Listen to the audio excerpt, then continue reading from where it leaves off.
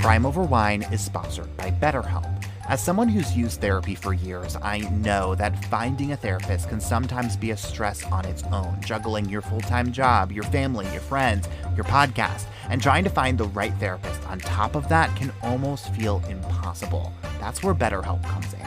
BetterHelp matches you with a therapist that works for you on your terms. It's online, it's remote, and by filling out a few questions, BetterHelp can match you to one of 33,000 licensed professional therapists in as little as a few days.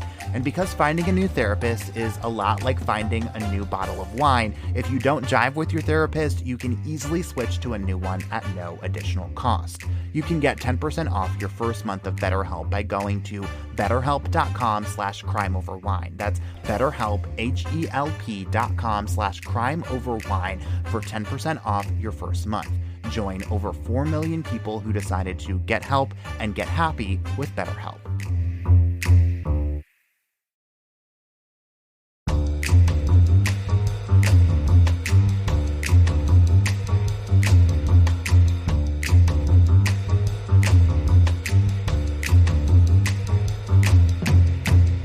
Hello, everybody, and welcome to the 45th episode of Crime Over Wine, the only podcast with head-scratching true crime stories that are just better over a bottle of wine.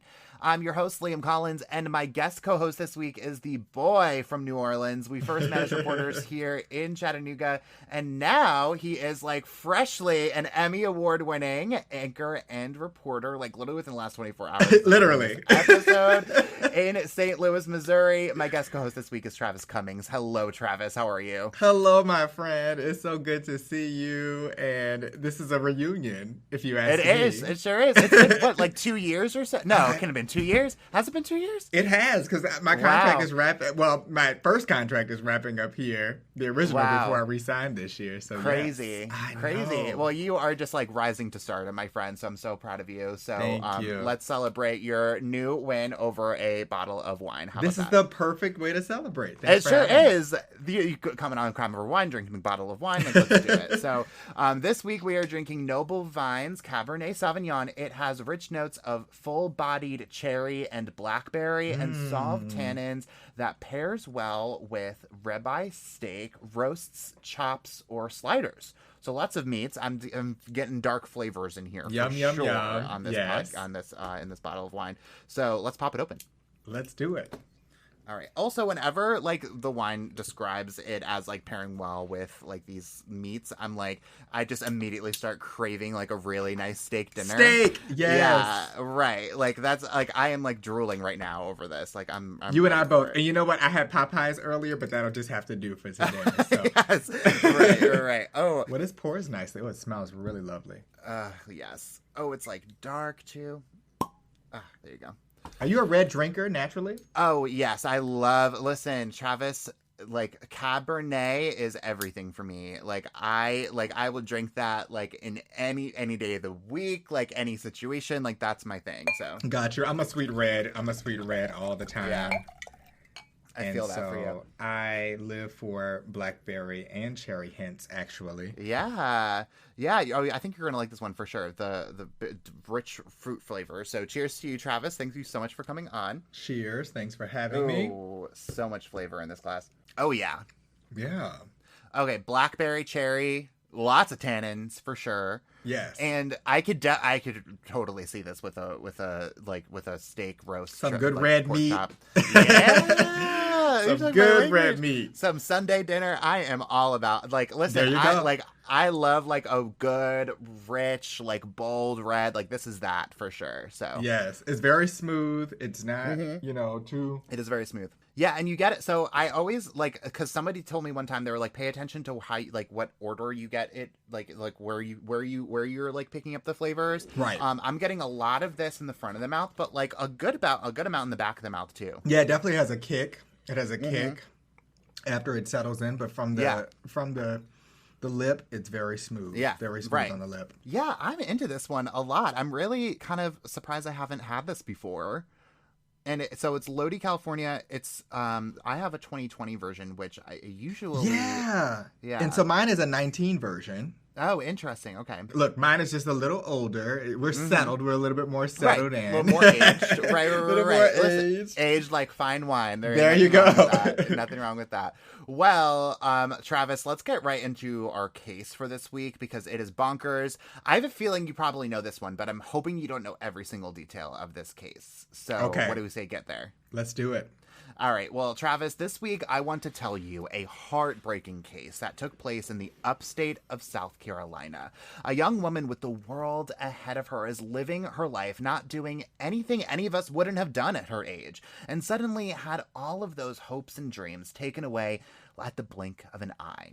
This week, I want to tell you about Samantha Josephson and the murder in the backseat.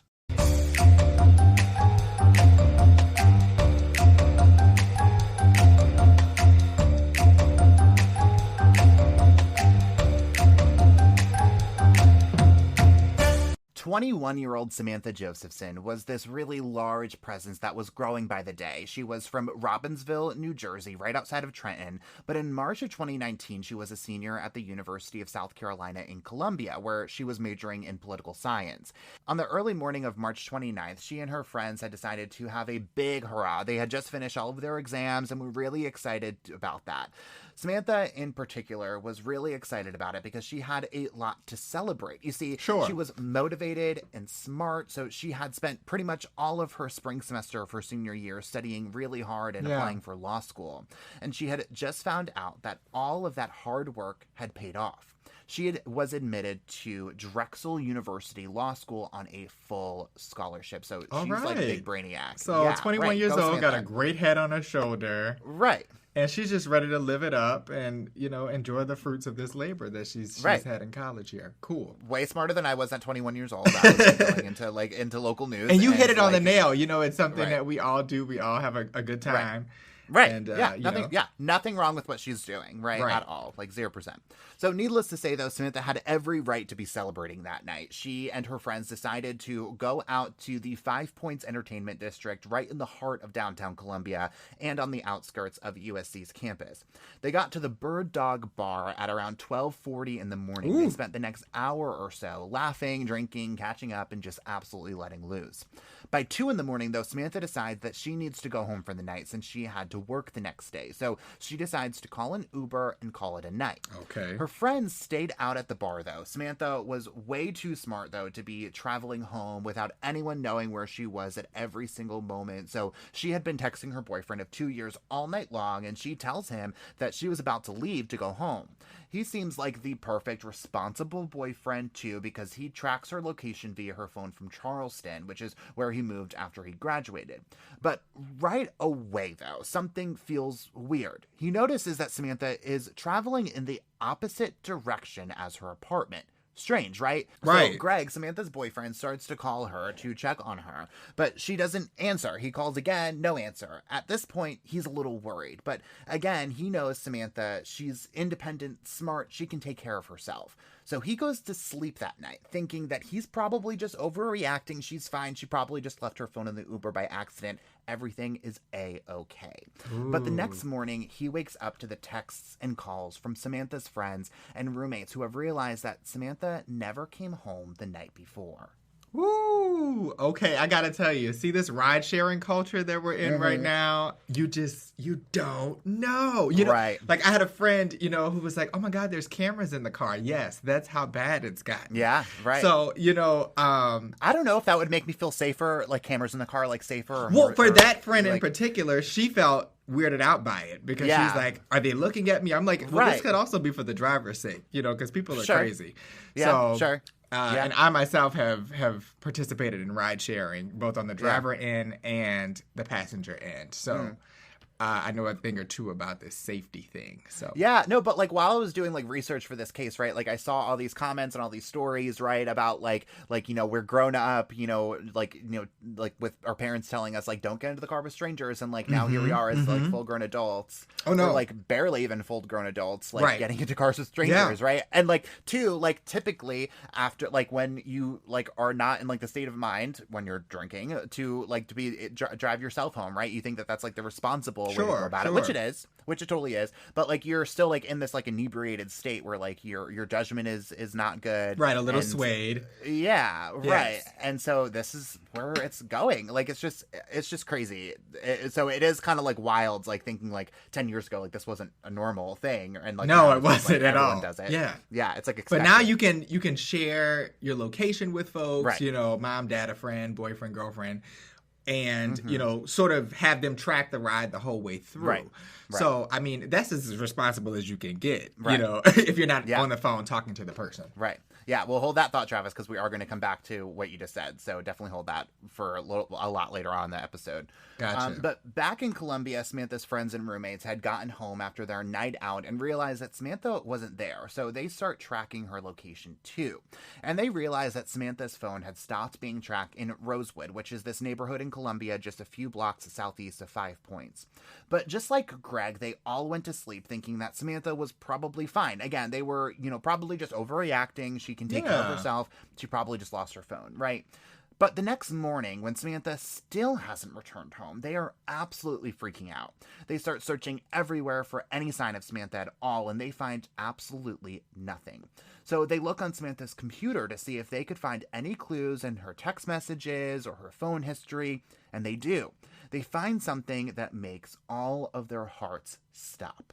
Samantha hadn't gotten into the Uber she had called that night at all because the Uber had canceled on her when she never showed up. What? Okay. Okay, this is starting to get a little complex. Okay, so Samantha never showed up for the ride. Right. Exactly. So Travis is like writing it down. He's like, I need to remember that. Yes, I have my notepad right next to my tall stem, and tonight we're drinking Noble Vines. Cute glass, by the way. I love. Thank you. I love a tall stem. Yeah, my Olivia Pope stem. True. But also like going back to their friends too, right? Because like I feel like we've all kind of been there where it's like it's a little weird, but it's like I'm sure it's fine. Like the default is like I'm sure everything's fine. I'm sure I'm just overreacting because think about all the times that you were just overreacting, like everything was actually fine. And so I don't really fault them. And at the end of the day, the person is an adult. Yeah, she's a 21-year-old. Right, exactly. And too, like I think it's like really important to note here, like Samantha is like this really rambunctious, like sassy, like she's she's taller, like she can take care of herself. She's from New Jersey, like she can take care of herself, Like so she, like nobody's worrying about Samantha at all. But again, it's just like one of those things that's like, are we sure about this? And like, let's get to like where we maybe like some eyebrows should have been raised a little bit more. Yeah, so. Something isn't aligning here. Right. Well, so hearing this news, Greg decides to get in the car and drive from Charleston to Columbia, which I'm sure is the longest 2-hour drive of his life. Meanwhile, Samantha's friends and roommates call 911 and go to where her phone had last pinged, thinking again that she had maybe left her phone in the car and that this is where this person had gone, or maybe that their phone had been dropped there, but when they get there, they find absolutely nothing. When Greg had arrived in Columbia after calling Samantha's parents in New Jersey on the way, Greg went right to the bar that Samantha and her friends were at the night before. There, Greg asked the owners to look at security camera video, and they agreed, luckily. Okay, that's good. Seeing that Greg is clearly rocked and worried, the owners show Greg the video, and right away, he can pick out Samantha. His beautiful girlfriend is taller than the average woman, and she stood out in her bright orange top that she was wearing that night. So they track her leaving the bar shortly after 2 a.m. and watch her standing outside waiting for her Uber. And what happens next gives Greg the sickest feeling in his stomach that he had ever experienced. Get ready for that big test with Study.com. Study.com offers learning materials and test prep, even LSAT study prep guides for all of my legal nerds listening. Unfortunately, there aren't any wine study guides, and believe me, I did check.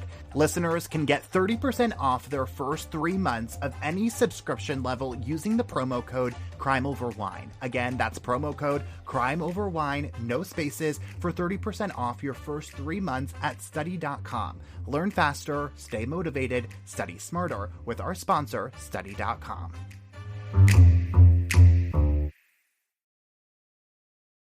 Travis, what happens next is truly gut-wrenching to watch. I do want to show you, though, the video so you can see this for yourself and describe it for listeners also, if possible. Got it. So we see a huge crowd standing outside of the establishment. We can see Samantha on the corner. Right. Right. She runs up to the car. She appears to get in the vehicle. The door's open. Okay. So she opens the door shuts. Yeah. So this is what I found interesting. So a couple of different interesting things here, right? Like, first off, like, so many people, right? Like an absurd amount of people. Like, I mean, for a bar, like normal, but like for like a crime potentially to be committed here, right? Right, like, so many people. Yeah, and then also, so what's interesting to me is, like, if you notice, like, where the car, because like Samantha's kind of like standing like away from this crowd of people, right? Like a good 10, 20 feet. Yeah, she's very, very visibly away from this crowd. Right. And I think that she's just like leaving for the night, right? Like, she probably just doesn't know these people, right? Like, normal. But so then there's like this empty parking spot right in front, and this driver like pulls around, and you can see like goes over the curb a little bit. Like, I don't know. Like, listen, I've hit a curb or two in my life. Like, don't get me wrong, but like it just feels like avoidable, and so it definitely looks to me like it's like going out of your way almost to get there. Park. Like, yeah, for sure. Yeah, and I think that they obviously saw her sticking out. Yeah, and again, alone. Yeah, good point there, because again, alone, like, this car is driving by over here, like totally alone, away from everybody else, like clearly looking around, like waiting for the waiting for right? her ride. Yeah, right, exactly. So sticks out for sure.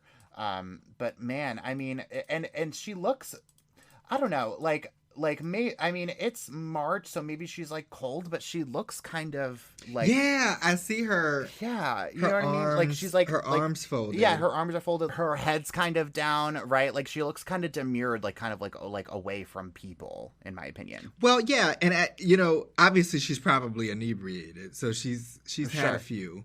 And so, there's that feeling of, okay, I'm just ready to get home. I'm over this. Sure. So. Yeah. And I'm that kind of friend when I'm out drinking, right? Like, when I decide I'm going home, like, I'm going home. So in your mind, you're starting to settle down. You're over it. Right, true. Yeah, and like, again, so she goes out at like 12:30, like, I'm sure, so to me that says like they were probably drinking at some friend's house like beforehand, so she probably like an hour and a half doesn't really seem all that long to like get drunk enough to like have your judgment be that kind of impaired. So point being is, like, I'm sure there were like other activities preceding this whole thing. Hands down. Well, Greg is absolutely shook watching this video, because by now he had been told that Samantha's Uber driver had canceled on her. So if that was true, whose car did Samantha get into that night? Police see the footage too and are able to tell that this car was a black Chevy Impala, and they put out a notice for any car that matched that description. As Samantha's friends and family spent most of the day on March 29th worried sick and wondering what could have possibly happened to their smart, strong Samantha, their search didn't last for very long. Oh, no. Because just 14 hours after Samantha was caught on camera getting into the strange car, she's found dead. Oh, no. A turkey hunter had found Samantha's lifeless, mangled body in a remote section of woods 65 miles from Columbia. Samantha was in really rough shape, and this is going to be like really hard for everyone to hear, so everyone should probably brace themselves here. Let me take another sip of wine. Yeah, you're gonna need that. So Samantha had been stabbed about 120 times. The medical examiner would later say that the stab wounds were likely rapidly inflicted. Among the wounds was one that was inflicted with enough force that the weapon would go through her skull and into her brain. What? Another stab wound went all the way through her right hand, evidence that she had tried to defend herself from the attack. Needless to say, she bled a lot, but the medical examiner estimates that she likely died within 10 to 20 minutes from when the attack began. That is just brutal. Yeah. What, I mean, It doesn't sound random at all. Well, yeah, everything leading up to it was so random too, right? And like this felt very personal. I totally very agree. Personal. 120 times. That's an indicator of we're in this to make sure that you're done. Right. Well, and like, again, like everyone, especially like parents of like 20-something-year-old kids out there, like just thinking about like if she was sitting there bleeding for 10 to 20 minutes and like she had to have felt like every single one of those stabs, right? So a treacherous way to lose your life. Right. Treacherous. Man, I just like, I can't even imagine, right? And it's just like it's just so hard to even like imagine like the way that she like spent her like last final moments, right? Like, her last final 10 to 20 minutes was just awful. It was just, I mean, obviously like not to like getting stabbed in any way is like not fun, but it's like the fact that you go through this, get stabbed through your skull, like you're trying to defend yourself and you're just sitting there bleeding out for 10 minutes at least. Alone, like, 65 miles away. Right. Yeah. Friends have no idea, and just like totally caught off guard too, right? Because again, you're going out to like to a really fun night with all of your friends, like letting your hair down. You're like, you know what, I'm ready to go home. You're thinking you're going home to safety, and then suddenly, like, I just can't. A Chevy Impala picks you up, right? And again, you're just in the back seat. You're thinking everything's fine, and then all of a sudden it isn't. Like, I don't like, and like you're so like, again, I'm assuming she's drunk at this point, so you're so inebriated that you can't even like you like. I'm sure that just adds to the confusion and the like and just like trying to figure out like what the heck is going on. Sure, she's in an absolute shock. She's in a shock state of mind, a daze. Yeah, man. Yeah, well, Samantha's friends and family are just absolutely heartbreaking and just like confused by this news, as everyone can imagine. I mean, their powerful Samantha was brutally, seemingly randomly, and completely senselessly murdered in one of the worst ways imaginable. And already her death had reached national prominence at this point, and it shook college towns across the country. Suddenly, their safety was massively at risk, and it seemed as though even the most carefree and crowded nights weren't so carefree at all. Well, yeah, because if you look at the crowd around her, these are people, they really didn't even look her way, to be honest with you. I referenced the video again. You know, these were people who were obviously engaged among themselves, but nobody seemed to be looking in Samantha's direction, which is super strange. Well, and like, why would you too, though, right? Like, to be fair, like it's just everything seems normal until it's, and like who, like all those people, like I can't even imagine, like, again, like this video like being circulated like nationally, and you're just like that guy who just stood there. And all of a sudden it's like, whoa, that happened? Like, I was sitting here, I was having a good time. Right. You know? Yeah, like I was with a couple of friends next to the window or the door. Right. And, you know, I would have never thought, you know, that person standing on the corner. Right. Was about to be stabbed 126 times. That is... Right. Well, all while Samantha's loved ones were wrapping their heads around Samantha's death, police were out looking for that black Chevy Impala that Samantha was seen getting into, likely thinking it was her Uber driver there to take her home to safety. And police in Columbia do find a few, but they were all not matches. They were not their guys. Until 3 a.m. on March 30th, likely just about 24 hours after Samantha was murdered, a police officer spotted a car matching this description, leaving the 5 Points district right around where Samantha was kidnapped and later murdered. The officer pulls the driver over and asks for his driver's license, but the driver says he lost it at a club. Well, the officer believes he smells marijuana, and so he asked the driver if he had been smoking any, and the driver said he did, but it was earlier in the day and that he wasn't high in that moment.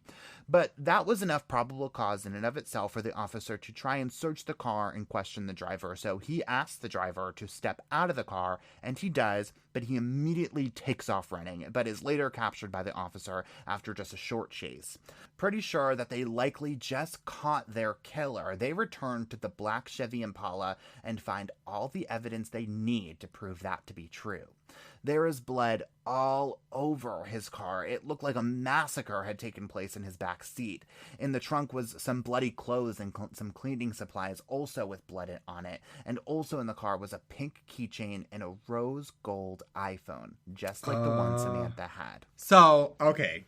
So first off, he's back in this area. Is he looking for his next victim? Right. Is he planning to do this again? But, okay, so we have her phone. We have clothing, blood, clear indicators that this is the guy. Right. Yeah. Like literally everything you could possibly want, I would think, right? To like, you know, to find a suspect here. Yeah. And that kind of caught me off guard too, right? The fact that he was like in the same area. Right? Like, like who goes back to the crime scene? Or who goes back to the place where, you know, you got your first victim? Like 24 hours earlier, right? Like, let's keep, like, this is all happening like super quick, right? Like it did kind of catch me off guard for sure. I mean, that again just like screams guilty conscience in my opinion.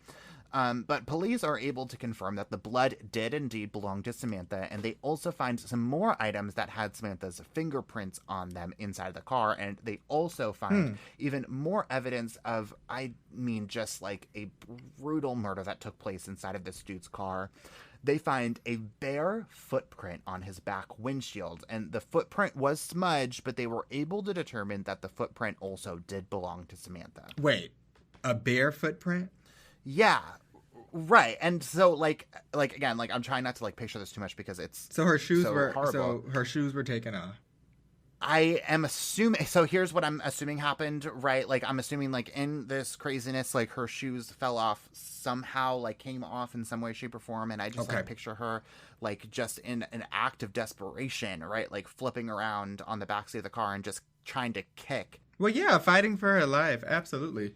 Screaming, all the things. But I'm starting to think, and we'll probably touch on this in a few, but I'm starting to think, like, if this wasn't the driver, why did you get in the car? And maybe, you know, obviously her conscience wasn't clear enough at the time. Right. Yeah. And we're definitely going to get to like some of the issues that may have been like really like structural here that like, may have led to that to like answer your question. So definitely hold that thought for sure. Gotcha. So we want to know, I need to know who the heck this guy is. Well, he is 24-year-old Nathaniel Rowland, and we don't really know too much about him beyond that because he is not super cooperative with police at all. They do bring him down to the station to question him, but in this video, he's seen falling asleep a few times and said he didn't want to talk or answer any of the officers' questions. And when they ask him about Samantha, he denies any involvement in her death, despite the backseat of his car being covered in her blood. Oh, this guy definitely has something to hide. I mean, he runs away. Right. You know, on foot. Right. Well, police do get a warrant for Nathaniel's phone records, and they are able to track his phone for the entire 24-hour period that they're interested in. And his phone lined up perfectly with the path that Samantha had traveled that night, including right to the Rosewood community where Samantha's phone had last pinged. Then his phone went to Sumter and New Zion, which is where Samantha's body was found. So police had like a pile of evidence already. So police didn't need to know anything else. They didn't need him to cooperate in order to know the truth that Nathaniel had lured Samantha into his car under the pretense that he was there to bring her home to safety after a night of celebrating all of the accomplishments she was achieving in her life at the time. Police believe that Nathaniel had his eyes on Samantha, and there's even evidence that he drove over a curb, again, like we were talking about, to get to the parking spot where she got into the car. Once in the car, she was trapped. He had turned the child locks on and likely had the intention of robbing her, but didn't intend or anticipate her fighting back so hard. So once she did, he ended up stabbing her 120 times in rapid succession for reasons we may never fully know, before dumping her body 60 plus miles away from safety. This is so brutal. I mean, so his intention, when we talk about his intent, first being a robbery, And then it becomes more, because like you said, again, this is not just some frail girl. This is a, one that looks to fight back. And so, very unexpected for him. So he's just, at this point, he has to do something. Yeah. Well, and I like, well, this is the way I kind of picture this, like, kind of playing out, right? Because she probably gets into the car and, like, quickly maybe gets a little confused of, like, wait, you're not my Uber driver. Like, this isn't really what's supposed to, let me out. Realizes the door's locked and probably just starts, like, wailing on him because she probably realizes what's going on, right? Like, she's a smart girl. Yes. And then when she starts wailing on him, he fights right back, right? Like, thinking he's, like, defending himself, but in reality, he's kidnapping her. Got it. And killing her. No, what I'm wondering is, like, the weapon. I need to know more about the weapon, because where did did he have a knife already? Like, what did he use? Yeah, so we are just about to get to that. So definitely hold that for a second, because we're about to answer that question for you, Travis. So Nathaniel is charged with kidnapping, murder, and possession of a weapon during the commission of a crime, and he is denied bond. He is processed and booked, and in that process, police find Samantha's DNA under his fingernails and her blood on a sock and a bandana that he had on him. Police execute a search warrant at his home, which was only 2 miles from where Samantha's body was found. And they also execute a search warrant at his girlfriend Maria's home, where Nathaniel was known to stay a lot. Maria tells police that Nathaniel picked her up from work on March 28th. When they went home, they talked a little bit and fell asleep around 1:30 in the morning. She had to go to work at 7 that morning, but when she woke up, he wasn't there and didn't return home until around 7:45. Maria even tells police that she saw him cleaning the back of his car, but she didn't call police about it because she was afraid of him. Police had a sneaking suspicion of where they could find more evidence, and they were right. In a trash can behind Maria's home, they find bloody paper towels, cleaning supplies, which also had blood on them, and a likely murder weapon. A multi-purpose knife that also had Samantha's blood on it. Also in the trash can is bloody clothes belonging to Samantha and gloves that had both Samantha and Nathaniel's DNA on them. Okay, now I'm sort of looking at Maria a little funny. Sure. Because, Maria, why did we take all this time to say something? Sure. Yeah, I mean, to be fair, like, it happened pretty quick, right? Because, again, so this is like 24 hours after the murders is when Nathaniel's arrested, and pretty soon after that, I would imagine that is when they execute the search warrant and talk to Maria and stuff. So it's not like there's didn't like wait all that time, but sure, like, you see someone cleaning out the bloody backseat of their car, call police, right? Yeah. That's logical.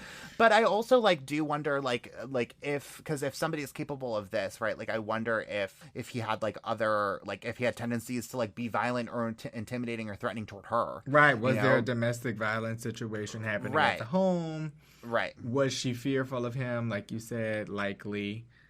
And, could I end up being the victim of whoever those bloody clothes were for? Yeah. So. Well, and too, like, we talk all the time about these cases where, like, once somebody, a key figure in these cases, even if they're not, like, intimately involved in, like, in certain cases, we talk about this in, like, mob cases a lot, right? Where, once one person is taken into custody, like, that's when a lot of people start talking, because, like, they view this as okay, well, they can't get to me anymore. Like, they can't hurt me. Like, they're away. Right. And so this is probably a similar situation. That's the vibes I got anyways here. Yeah, but Maria is definitely a key player. Yeah. Oh, yeah, for sure. Well, in searching through Nathaniel's belongings, police also find something incredibly interesting. They find even more evidence that Nathaniel was a dangerous guy if they didn't know that already. Evidence that suggests that he may have tried to do this before.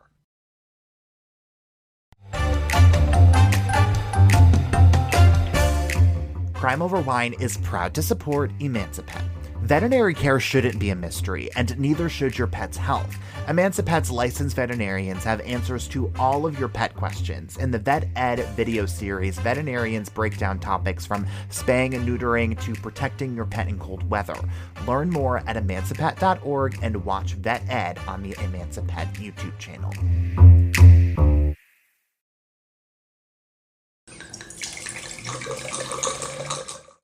All right, I just got to the bottom of my first glass. Oh, I thought you were about to say the bottom of the bottle, Travis. I was like, yo, he's down in this. Wait, so what are you thinking though? What are your thoughts over like now that it's like breathed a little bit more, it's softened? So halfway through, I started to get a little tipsy for sure. I would definitely say that. I was like, wait, what? We have video surveillance footage? Absolutely. Need to pour another glass. Pour another glass because we have visuals to this thing, you know. Right. Well, I am like we're talking about a lot of like dark red fruit flavors here for sure in the wine that we're talking about. And so I am actually like I usually when we're talking about like cherries and blackberries and stuff, like it's usually on the sweeter side for me. I'm not usually a fan, but I'm liking this one because I think the fruits like work really, really well. Yeah, they blend perfectly. And I told you from the beginning, I am a sweet red, so I always appreciate something that's sweet. And this one's not overly sweet because some sweet reds can be, a little overbearing, but again going back to that ease on the lips. And then but you know what, as my second glass, I'm not even feeling the kickback on the back of the Yeah, you know what? You're right about that. Actually, I'm getting a lot in the front of the mouth. I'm not getting a whole lot in the throat at all. It's like a number. It's like it numbs you up a little bit. It sure is. And it's definitely like a sweeter Cabernet for sure. For a Cabernet, it's on the sweeter side. 100%. And I'm also like a lot of these flavors are kind of dimming down. Like we were talking a lot about in the beginning of the episode, how like it's a bolder red. This I'm starting to get a little softer ish. Oh, absolutely. So it's not. Yeah. Absolutely. It's not as heavy. It's really light. Yeah. But still a very, very, very, very smooth Cabernet for sure. Yes, this was a good pick. Yeah. Well, thanks. Only the best for Travis. Yes. Listen. All right. Well, let's get back to Samantha's story because when we just left before, we were talking about how he may have done this before potentially. So let's find out what that means. Okay. What do you think? Let's do it. Let's hop into it. Well, police find belongings that didn't belong to Nathaniel in their searches. They were things that tied back to another reported kidnapping and robbery that took place in October of 2018. What? That month, a woman reported to police that two men had carjacked her at a traffic light in Colombia. The men apparently told her to drive to an ATM and forced her to empty her accounts to give them the money. Then they allegedly forced her to drive home where they took even more of her belongings, including a PlayStation 4, which they later sold at pawn shops, but they never found the men who were responsible. But now in 2019, after linking Nathaniel to that incident, he was also charged with obtaining goods under false premises. Okay, so we have what seems to be a motive, in my opinion. So this goes back to what you said earlier about the robbery piece. Right. This is what he initially had in mind, right? Yeah. He's going to catch this girl that's standing on the corner by herself. This is the perfect victim, the perfect pick. Yeah. Well, and too, like, I have to, because I went to this kind of school, right? Like, where, like, the money was just, like, bursting at the seams. Oh, you know of course. What I mean? And so, yeah, so, like, I am sure, and, like, to be clear, I was not one of those kids. Just, like, making that crystal clear. But you made it. You made it out. But I made it. But so, point being is that, like, I'm sure that, like, it's well known, because, like, I know these college towns, right? Like, so, like, I'm sure that it's well known that, like, if you just drive by, like, these kids are, loaded. Or, their parents are loaded. They probably have lots of money that their mom and dad put into some banking account. I don't know if this is true for Samantha at all in any way, shape, or form. But the point is that this is the presumption, right? Like, if you go to these areas of town where the kids are partying, the drinks are flowing, the cares are zero, then I'm sure that you could probably pick one up and get them to give you all of mommy and daddy's money. It's the perfect environment. You are talking about 21-year-olds, young adults who, whether they're hard partiers or not, this is the perfect grounds for picking somebody up, for sure. Right. Right. Yeah, no, for sure. Yeah, and it also, I think, goes really, really well with, like, the theory that we were coming up with, right, of, like, how this all played out in terms of, like it probably started off as, like, another one of these situations what happened to this woman in 2018, and she wasn't having it. Like, she fought right back, and he fought back against her, Yes. So that's it probably is exactly how this whole thing played out, and it's... Because keep in mind, like, she had a lot to lose, right? I mean, this is right. a very pivotal time in her life. Mm-hmm. She's a lot going on, which is probably why she left earlier. Typically, people like that know that they have more to get done in life, right? Like, I have a lot to lose, actually. Well, and, like, again, like, I was not one of these kids, but, like, she had, like, she could have stayed out for, like, until 4:00 in the morning, and, like, I worked very much, but, like, I was, like, one of those kids that, like, wanted to see the party through. Yeah. She was like, nope, I got work tomorrow, y'all. Like, sorry, like, like, I had a good time, but it's time to go. Now, as I take another sip, I was the kid who did a little bit of both. Some days I turned in at 12:30. Some I turned in at 5. Right. Well, so point being is that, like, she was doing the right thing. Right. Like, she was like, and, like, that's always, like, a harder pill to swallow for me, right? Because, like, it's like, it always seems like the people who are always trying to do the right thing are the ones who always catch the hardest breaks. I guess that feels like weird to say, but, like, on a straight and narrow, you're on this path to, success, or at least trying to grab a hold of it, and you have this horrible tragedy. Someone, whether it be random or known, somebody that comes and interrupts that. So yeah. Such a tragedy. Bad things happen to good people. So unfortunate. But Nathaniel, though, pleads not guilty to all of this, and he goes to trial in the summer of 2021. And he is assigned to none other than the legendary South Carolina judge Clifton Newman, the same judge who presided over the Alec Murdaugh double murder trial and is also assigned to all of Alec Murdaugh's criminal cases today. So a heavy hitter. In the legal system. Like, all I have to say, like, because a lot of weird stuff happens in South Carolina. Like, I really need to know, like, are there any other judges in South Carolina besides Judge Newman? Because I feel like he takes all of them. Like, I don't think I've ever seen another judge in South Carolina besides Clifton Newman. That's all that I've heard, to be honest with you. That's all. Listen, as far as I'm concerned, that's all we need, because he's the king. He is, indeed. He sure is. He plays no games. He's going to make sure you get what you need to think about what it is that you've done, right at the right least. Yeah, no, and too, because I listened to I was obsessed with the Alec Murdaugh cases, as everyone was, but like I listened to all sorts of podcasts about and documentaries about this case, and there was somebody who said in one of the podcasts I listened to, I don't remember who it was, and he was just like commenting on like every decision that he was making about like every time he overruled an objection, or every time he like sustained an objection, like whatever, and like it was like so sound, and it just like made sense. And so like point being is this is like a legal mind of like high caliber, and so in like smaller words, like he doesn't fuck around. So that's the tea. Well, Nathaniel's defense team starts to craft their case for why Nathaniel is like totally innocent in all of this, and it all centers around really three main points. The first is that the examiner couldn't say definitively that it was Nathaniel's DNA that was found on the knife that police believe is the murder weapon. Interestingly, too, on their second point, they make the argument that none of Nathaniel's DNA was found on Samantha's body, but someone else's DNA was. So whose DNA was it? Well, I never actually saw that question answered or even like hypothesized upon for on behalf of the defense team, Travis. And maybe there like isn't necessarily an answer just yet, or wasn't an answer then. Like who knows?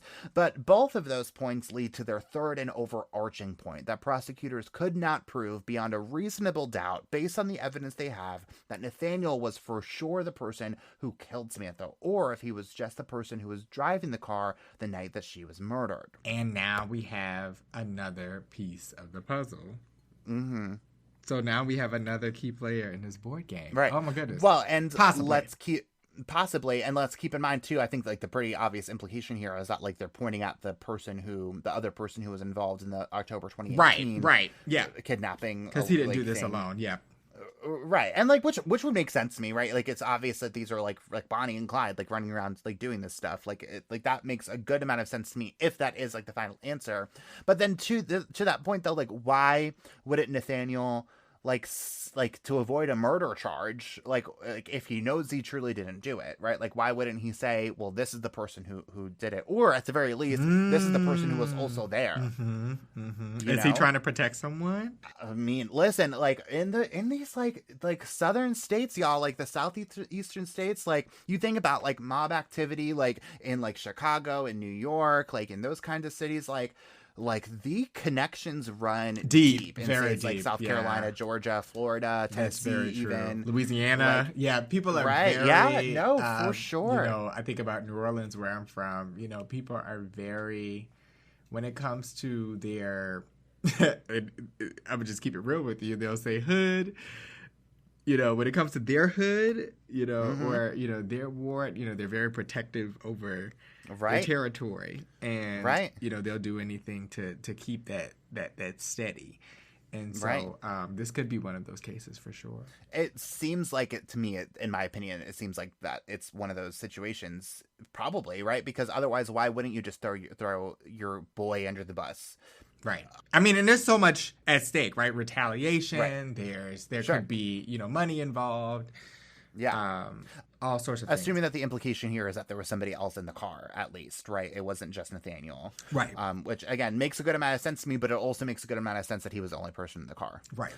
But also, like, someone else's DNA could be a lot of different people, too, in my opinion. Like, she lives with a lot of different girls. Like, she has a boyfriend. Like, it seems like there's a lot of different people it could be, hypothetically, that's, like, left, like, residual, I suppose. So it doesn't necessarily even have to point to a killer. But I do think it's interesting, though, that like none of his DNA at all was found on Samantha if he was actually the murderer. This is true. Like, I don't really even understand how that works. But her DNA was under his nails. This is true. I mean, so he absolutely had contact with her at some point in the night. Yeah. But you know what? This car piece is interesting because a lot of times cars are used in crimes and they're passed along. During the process, and so this is going to be interesting to see how this all ties together with the car. Yeah, and that's a good point because I never saw for sure if the car was like registered to him. So that would be really interesting to know, and I never saw that question answered. And too, like a lot of times, like, again, in these kind of situations that you're describing here with this, like, I feel like I wouldn't put it past like somebody to like steal someone's car, like commit the crime, and then be like, "Here you go," as like a drop, right? As like almost probably even like a threat potentially. Right. Like, have you heard of the Honda Kia boys? Right. They're out and they're stealing people's vehicles and then committing the crimes. Yeah, man, it's crazy. So, anyways, I just feel like there's a lot of possibilities here. So, and I feel like the fact that he's not saying a lot kind of says I'm trying to protect someone. Yeah, exactly, in my opinion. Well, but that's not all of the evidence that prosecutors have. They end up bringing more than 30 witnesses to testify in Nathaniel's trial. Investigators, the medical examiner, Samantha's friends and roommates, and her boyfriend, Greg. And they also call the actual Uber driver who was supposed to pick Samantha up that night. He testifies that he showed up to the bar to pick Samantha up but didn't see her. He tried to call her, but she didn't pick up. He drove around for a bit waiting for her, but canceled after a couple of minutes when he didn't find her and never heard back from her. Now, prosecutors also make a really fascinating call on top of that. They bring up a clerk at a cell phone repair shop. A clerk at a cell phone repair shop. Okay, well, what's that about? Well, here's how that played out, Travis. Prosecutors lay out evidence that Samantha's ATM card had been used after she died. There were 9 unsuccessful attempts to withdraw cash made, and one of those attempts was caught on camera. They show surveillance camera video of a man wearing dark clothing and gloves with a drawstring and a bandana covering his face, so completely nondescript. Again, this person wasn't able to withdraw any cash, but interestingly, police also show video from that cell phone repair shop of someone wearing the same exact clothes. The clerk says that this man tried to sell the store a rose gold iPhone, the same kind as Samantha's, but the clerk wouldn't take it, and the clerk positively identified the man as Nathaniel Rowland. Wow. Okay, so there was a stop made along the way. Yeah, a lot happened in that 24-hour period. Yeah, I mean, gathering. It's just he's moving fast, obviously, right? Because he has to. Right. Okay, so he has Samantha's belongings. He has the ATM card. So he got the debit card or whatever, and he's trying to attempt to get some cash out. Mm-hmm. Right, which again, like that to me is even more evidence that like the original intent here was the robbery. Was a robbery. Yes. Right, like that just, and again, like the whole point here was just to get some quick cash. He was probably going to steal her phone. He was probably going to drive to the ATM, make her withdraw cash, and then bring her home, like turn her loose at some point. And then it just all went wrong, I suppose, from his perspective. Now, okay, this 9-piece is pretty interesting. This 9 unsuccessful attempts piece to withdraw. So I'm wondering, did he not have the code that he needed? Yeah, right. Like that kind of blew my mind too, because it's like, why even try if you don't know the code? Right. Like you can't guess it. Like, I don't know. I don't really understand that. And so he clearly didn't get that from her. Right, exactly. I mean, the only thing I can think of is that, like, maybe if he was somehow able to figure out, like, her, like, phone password, like, maybe, like, because a lot of people just use the same code. That's everything. A good point. That's a good point. Yeah. I don't know. But, like, again, it didn't even work. So, like, I guess I in my mind, too, like, I have to imagine that, like, you just killed a girl, right? Like, you need to make it worth it. I mean, you know what I mean? For sure. So, yeah, you want to make sure you get all that you can get out of it. Right. Well, after just an hour of deliberation, a jury made a clear determination. They found Nathaniel Rowland guilty on all charges, and he is sentenced to life in prison without the possibility of parole. And our hero, Judge Newman, who is known for his profound and strong comments he makes during sentencing, confronts Nathaniel for his gruesome crimes. He says, quote, "For whoever asked me for leniency, that's not part of my DNA." And then says Samantha, quote, "obviously put up an amazing fight against you and left a sufficient trail for the jury to see what you did," end quote. Drops the mic. On the stand. Judge Newman is not to be played with. For real. Well, but like what you're talking about before, like for like whoever asked me for leniency, like that's not part of my DNA. Like he basically said no, like good try, but wrong judge. Right. You are facing a heavy hitter, somebody who is going to ask all the questions.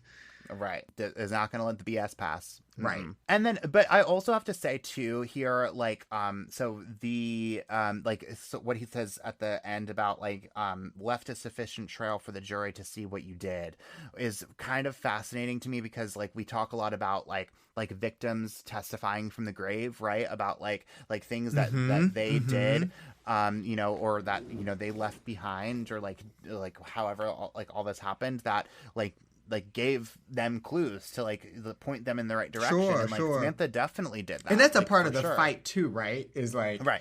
It's not always physical. Obviously, clearly she put up a physical fight, but she's like in her head, if I'm going to go, I'm going to make sure the people who are looking for me, my family, my friends, they know that I did all that I could to save my life. And so, kudos to Samantha, rest in peace, Samantha. And I think, it gives other people, that this could potentially happen to, a roadmap sort of to, if you picked up by somebody, drop something on the floor or leave your, your earpod case or something like that for tracking purposes. Yeah. So, I mean, we have all of these different tools that we can use now to track back. So I'm glad that she did. Yeah. That. Well, and too, because it would have been so easy for her to go with it, right? And maybe she would have survived if she just went with it, right? And but in her mind, right? She's a fighter, right? And people, and so it's and from that perspective too, it's almost it's almost a little poetic here, because in like the darkest way possible, because like her being a fighter, like, and like her not going down without a fight, like did point them to her direction, because it could have easily just been like, who knows how this whole thing played out, but like maybe he started stabbing her before anything happened, and she could have just like laid there and just like bled out, and like who knows if they would have found her. And I'm sure that wasn't going through her head at the time. Like, oh my God, I'm dying. I need to make sure that people can find out who did this. Yeah. But I mean but her being able to do that, and her having that in her is at the end of the day what pointed people to her killer. Right. It's almost like a sacrificial revelation of kinda. Hey, I know I can't survive being stabbed 5 times. I know how long I've been driving or in the back of this person's car. Yeah. And I know I'm far away from people, because, I mean, these people get smarter by the day, but not really. But, here's my chance to really show up. And if I'm not going to be successful in how I imagined, this is what it's going to look like. Well, and this is like a girl, like absent that, who did everything more or less right? Like she left the bar early because she had to go to work the next morning. Like she had, like her friends had her location so they could see her every movement. And so like frankly, like here's your sign, right? Like find those people who you trust more than life, right? And make sure that they like have their eyes on you, and like give them the resources to make sure that they can keep an eye on you. I think it's just so important. Like, there's so many ways you can do that these days, and just like give your loved ones the resources that they need to take care of you. To be able to track you. Yeah, because there's some people who do not have that village, right? Of family, of friends, or people that truly care, and I'm sure you and I can attest to this, but whether it be coworkers, whether it be friends or family, we have a village that, it's like, okay, you call me when you get home, Right. And if I don't hear from you, after tomorrow, I'm doubling back. Yeah. But like you said, resources are so important. And I mean, I feel like we're given the tools now. I mean, we have so much footage. We have the tracking devices, all the things. And so, but unfortunately, perpetrators are getting, more clever and clever by the day. And that, unfortunately, none of that stuff can act as fast as we need it to. Right. No, for sure. Well, going back to what you were talking about at the very, very beginning of this episode, Travis, we're about to kind of dive into that a good bit. So let's get there too, because Samantha's tragic and gruesome death led to a real reckoning among rideshare services, which were really just starting to reach peak popularity at this time. Uber pretty much immediately put in place policies that required all drivers to have 2 placards on their cars identifying them as official Uber drivers. The company also required all drivers to have their photos and license plate numbers displayed on the app, and required prominent displays of driver's license plates. As part of this big change, they also remind riders with every ride to remember to match the license plate, driver photo, and the car's make and model before getting in. The company also recommends riders wait for the driver to share the name of the rider that they're waiting on, not to ask the driver if they are there for you. It forces the driver to share the information first, as opposed to the rider being asked to share their personal information with the driver. But Samantha's parents didn't stop there at making sure that no other young girl has to suffer the way that Samantha did. They lobbied hard for Sammy's Law, a federal law that makes the changes that Uber put into place universal across all rideshare services. It also requires the federal government to begin studying rideshare safety to see if there are more measures that need to be enacted. President Biden signed Sammy's Law into law in January of 2023, just earlier this year. The states of New Jersey and South Carolina had both already passed similar laws in Samantha's honor just months after her tragic murder. I have to pause here and take a sip, because it's so unfortunate that with this technology, we don't think about these things ahead of time. Yeah. We wait until tragedy strikes in order to update our policies and practices. And it's like, we know that these things could possibly happen. Yeah. I mean, they happened in cabs. They happened when, right on the bus, on the tram, and so it's like, why do we wait? We have an even more intimate setting with Uber drivers or ride sharing services now. Right. People we do not know at all. Yeah. Mm-hmm. And so you would think that these sorts of things would be studied when we prepared to roll them out. But yeah. No. Yeah. No, that's so true. And I almost wonder, because it's kind of like what we were talking about earlier, earlier in the episode, just about how there's this innate understanding or perception or maybe desire for us to think that these bad things are never going to happen to us. Right. And we all just kind of go about our lives. And if you see something weird happening, it's I'm sure I'll be fine. I'm sure everything will be okay. If you think something weird's happening, oh no, I'm sure I'm just overreacting. And so I feel at the end of the day, people designing these apps and these companies are all human beings, and it's unfortunate, but I almost wonder if it was a little bit of that, of just not even imagine that there's a person in this world who would pretend to be an Uber driver and pick somebody and pick a some young woman up and kill her and murder her. Sure. And so I don't know. It just to me, and when I heard about this, it just had to be one of those situations of just it happens to somebody else. It happens in other cities, it happens in other towns. It doesn't happen here. Yeah, for sure.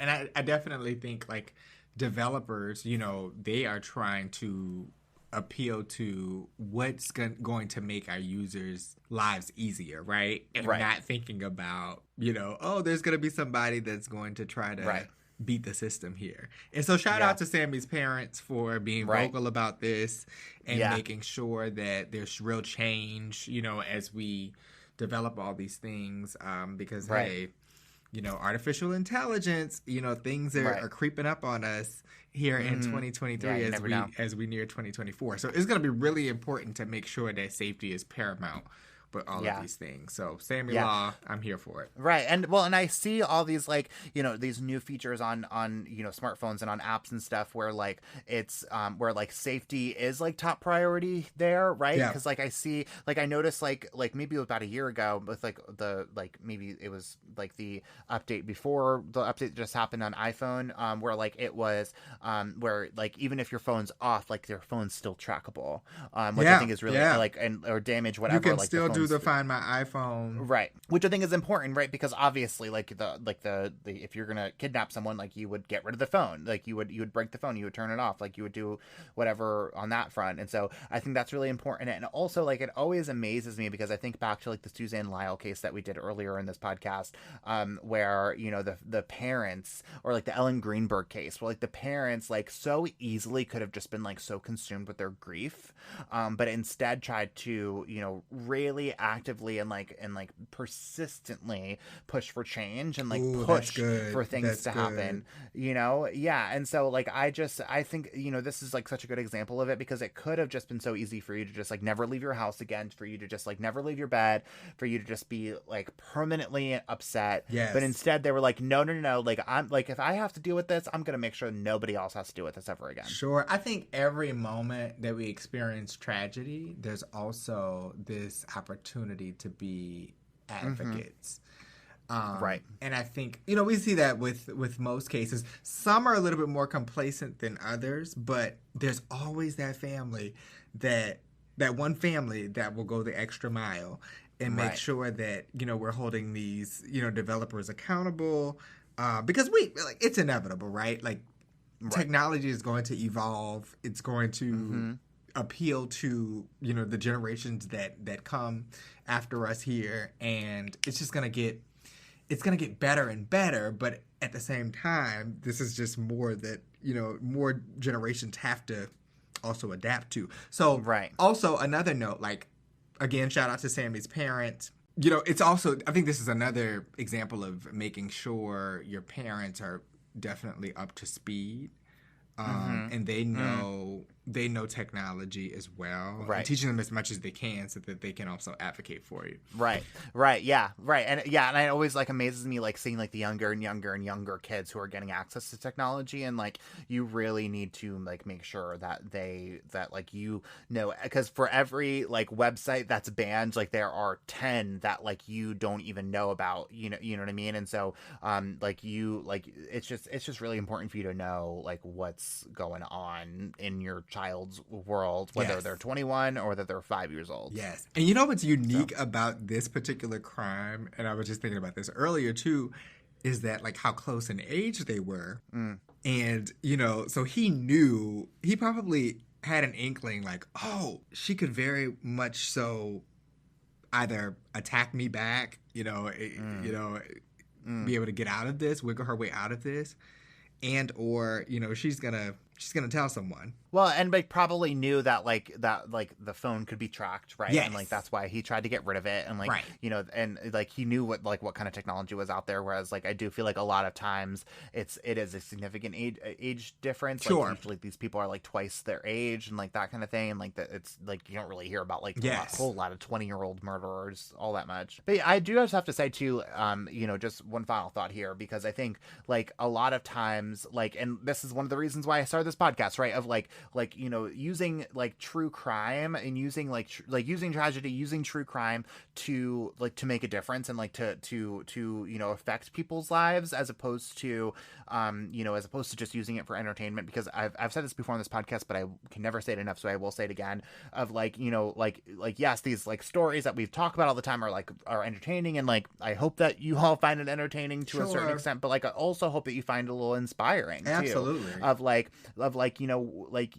Like Samantha's parents, like again, easily could have let it consume them in some way, shape, or form, but like instead made change. And so the whole point of what I'm trying to say here, in like the most long-winded way possible, is like I hope that like when you hear these stories and like you're using what you're learning here and like going out and advocating on behalf of people like Samantha, because they deserve it, they need it, and because they can't speak for themselves anymore. Yes, for sure. Yeah, I love that, and kudos to you for wrapping around entertainment and really making this some valuable content here for families of victims, and unfortunately people who are listening that might find themselves in some of these situations, can have a roadmap, a pamphlet, if you will, to know what to do, if it.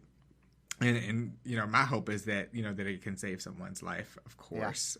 Being a journalist that unfortunately covers so many deadly stories, that stories that end up fatal.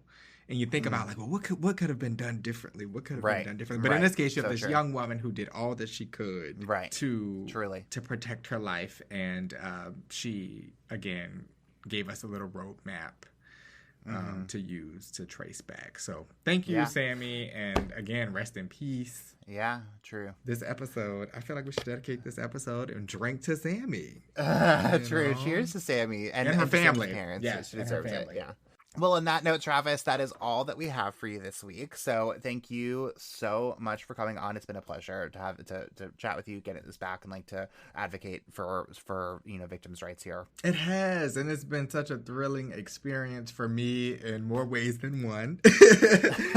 I was like, oh my goodness, this is so gruesome. But yes, again, I think as a journalist and someone who so very often sees cases like this, and for our young people, as a young journalist, really, we need accountability, making sure our friends are up to speed on technology, and our parents are up to speed on technology. Because there's so many things too, right, that like you can do right now for a like God forbid moment, right? Like again, like I share my location with like a dozen or so people, and like those are things that you can just do like just in case like something were to happen to you. Yes, Uber and Lyft, their interfaces make sure that they, you have that option to share. So don't be afraid to share that with somebody. It doesn't have to be mom or dad, but you can share it with a spouse or share it with a friend. Just make sure someone you like, trust. I have people that I'm sharing my location with that I have been sharing this location with for like 5 years now.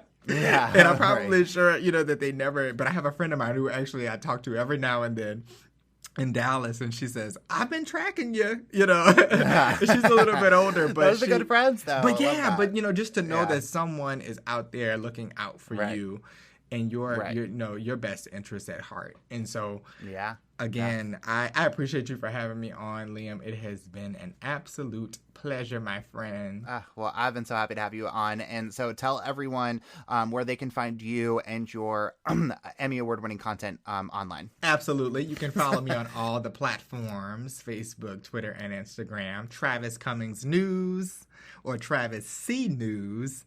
And I like to say that, all of my work is destined to pull the heartstrings of people. That is the goal. And so I definitely support any type of content that's going to uplift people and, again, really just give them a glimpse of hope and educate them on, what they can do to make this place better. Because Lord knows we need it. We sure do. We sure do.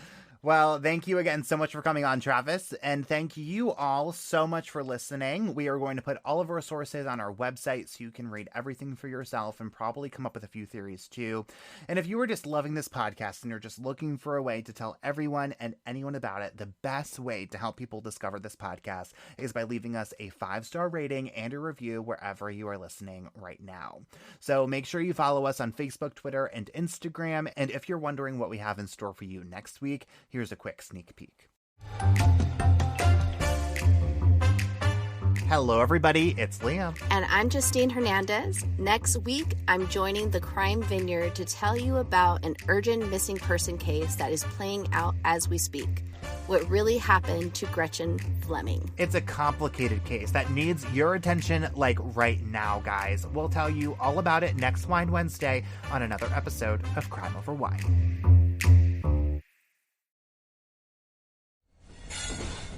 Proud member of the Podnuga Network.